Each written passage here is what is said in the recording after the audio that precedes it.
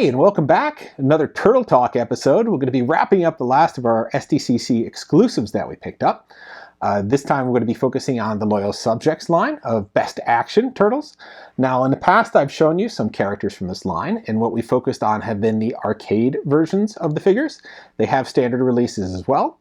What sets these apart from other arcade figures out there, and by other, I mean just NECA, basically, these have had battle damage on them. So basically, as you're beating these guys up and they start flashing that pink and red color, that's what we've seen with Bebop and Rocksteady here.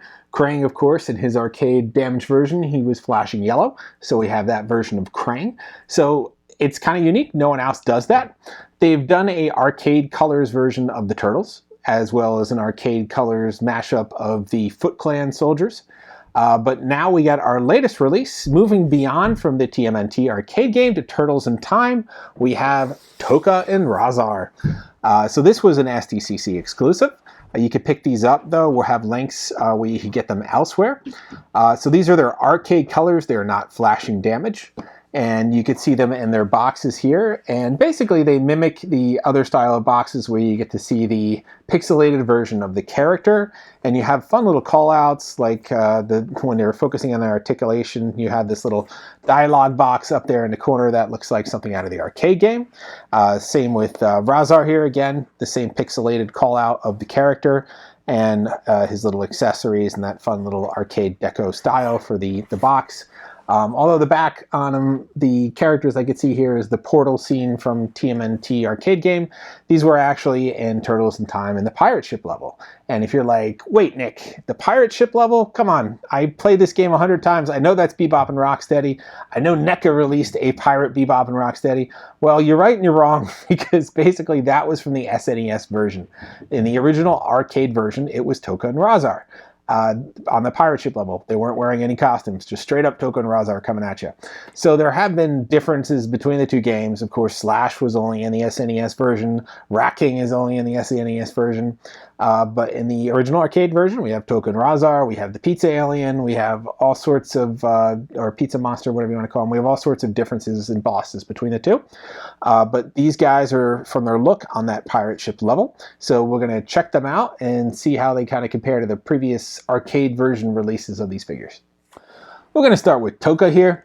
I find the easiest way to open these, because of all the complicated little tabs and stuff on the side, is to just cut that piece of tape on the bottom and then slide them out this way.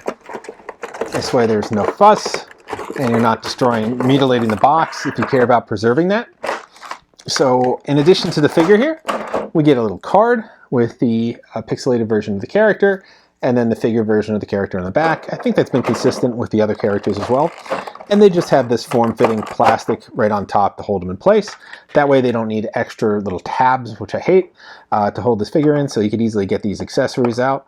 I'll do a quick pan so you can check this out here. So he's going to have an alternative set of hands, more for gesturing, or might be adjustment for the grip here on the different weapons. We'll check that out. He's going to have his nice sort of knuckle-plated knife here, and then a mace as well. And he has that beautiful coloring of purple from the game, making up this guy here. So we'll take a little closer look at Tokka here. And he's got a nice, very odd purple hue to him, which is drawing from that game, which is an odd color choice. They wanted to throw this character in there off the popularity of the movie, obviously. You wanted to get this figure out, or this character in the game, just to have people knowing another familiar enemy. He's got a nice articulated jaw on him, which we'll check out closer in a minute. But I love that paint scheme, this very weird purple hue he's got going on, and this, I guess it's maybe a darker purple or a blue shell, but then he's got the blue bandana, blue wraps around the elbows and knees too, to sort of round him out. And then, of course, he's got his weapons here, and he comes with this mace. In the game, no weapons. You just kind of use their hands to go after the turtles, but you got to give the character some accessories if you're packaging him for sale. I bet there's going to be a general release of this figure, and he will be in his more proper, I guess, either film or cartoon-inspired look. But that's basically our quick look at Tokka here. with his accessories and his alternative hands, and then you just get this little best action. I don't think it's a card, but it's been in everything I've seen so far for best action. So why don't we check out Rahzar next. And Rahzar, I opened the same way. I just cut the bottom out. It's just easier to slide this guy out than have to try to figure out the 100 tabs on the back there. Same pixelated card that we get with Tokka here, with the alternative version of him on the back. And then we just have a form-fitting plastic on top. Now his little best action insert is multicolored, not blue. Not sure the difference there. And then I'll do a quick pan so you can check out his accessories. He's got the alternative hands there. You can see that really nice hairy deco on the hands. He's got his skull club with a human skull on it, and then a sewer plate shield. Checking him out, he's got more of a little metallic hue to him. They captured that on both the car grill chest armor there, and then on the thigh pads he has with the spikes, and on the wrists as well. It has a sort of a metallic blue hue to it, so pretty cool. We'll pull him out so we get a nice 360. Love the level of the fur sticking off of this guy. They really emphasized that. And the styling on the grill, on the armor, on the cloth that's torn and tattered there on his back, so pretty nice look. And you even get a little bit of chains hanging off his wrist there, so a lot of detail on this guy in this line, so that's pretty cool. These retailed for around $30, so but they were con exclusive, and they're always a little bit more money because they're a little bit special. Don't think they're going to have a normal, other than con exclusive release of these. So like I said, you'll be able to pick them up from some online retailers, and we'll have that link. But he's not going to be in the stores like this. You'll see the general version of him. So we have his accessory here, his little skull club, and we'll pop that in his hand here. He has more alternative hands that aren't for gripping. They're more of just like a menacing hand here for slashing or for lunging at somebody here. And like I said, in the game, which I just played the other day, just so I can familiarize myself with it, did not have any weapons on the characters. They were just kind of attacking you with their claws, and they both do have claws. And one's a snapping turtle, one is a wolf, so they have that. So we have this shield here, which we could pop into his one hand. These are really tough. I'm just gonna reach off camera and grab a pen, which I like to use to sort of soften up the grip sometimes, to wedge in a accessory when figures are brand new, because they're just so tough. It's kind of hard to sneak anything in there.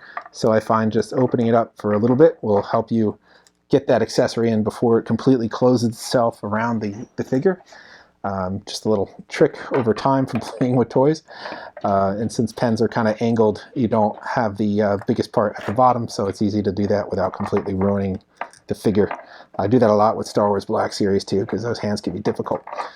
So there we go. We have our little club and our shield, and that's essentially our Rahzar figure. So why don't we come on in a little closer and we'll check out the articulation on these guys. Okay, here's our closer look at these two. You can see a lot more of the detail here, particularly on the skin of this snapping turtle with the little bumps or blisters or whatever those are called all over him. Really great detailing here on the front of the shell too, with some scratches, a little battle torn, and I love this ribbon, how it's kind of like layered and not sort of molded onto the arm. It's leaving a little bit flapping off here. Really nice detail on this all the way around. So the articulation on these guys, of course, they have that wrist articulation. It can bend inward as well. Double elbow on this, and the elbow is hidden by the sort of wrapping he has, the padding on the elbow. He has an upper bicep articulation here, and then they got that shoulder ball articulation as well, and that's sort of like in 2 points here. So on the outside and inside, if you could see that. So there's a 2-point articulation in that shoulder, one here and one on the inside. So a lot of movement there. He's got that articulation in the head, and he's a snapping turtle, so he could snap. So that's pretty cool. He's got a little bit of waist articulation. It's hard with the shell, but you can see the point at which the body is a separate piece here. So he could do a little bit of an ab crunch, not much, not going to pass the fitness test there. And then he's got that hip articulation right here, and he's got that upper thigh articulation. He's got the double knee articulation, again, cleverly hidden here in the knee armor, so you don't see that separate knee piece. You can see him in the back, though, and the cat with those giant calves. And then he's going to have that ankle articulation. Just it's not on the ball there, so it goes left and right, up and down, and then that's it. No toe articulation, so you get solid feet. But that's a lot of articulation on these guys. They could really move, so very nice. I'll see if it's any different with Rahzar. I suspect it would be the same. I think the difference with Rahzar is he can move the abs a lot more. Again, he is a little restricted because of this car grill chest armor, so it kind of hits him there, but he gets a little more movement than Tokka, and you can definitely see the two different body halves there. But he's got all the same points, and again, cleverly hidden here in the knee armor, that where the joint is, same with the elbows.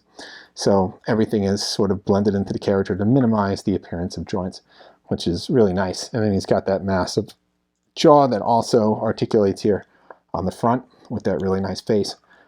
So yeah, I mean, these guys are ready to perform arcade action with accessories they didn't really have in the arcade game. So they're definitely looking their finest here. And again, I love that, and you can see it a little bit better here, but this metallic hue that is on the armor to make it look more metal than just a plain painted piece, especially with the chains here, and then this car grill armor.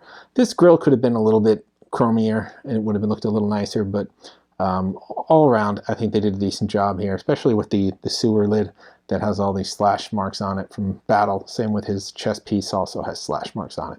So they did a great job, I thought, all around. This is really capturing the arcade colors very closely. So you can check out screenshots from the arcade game to verify that yourself, but I think they really nailed it.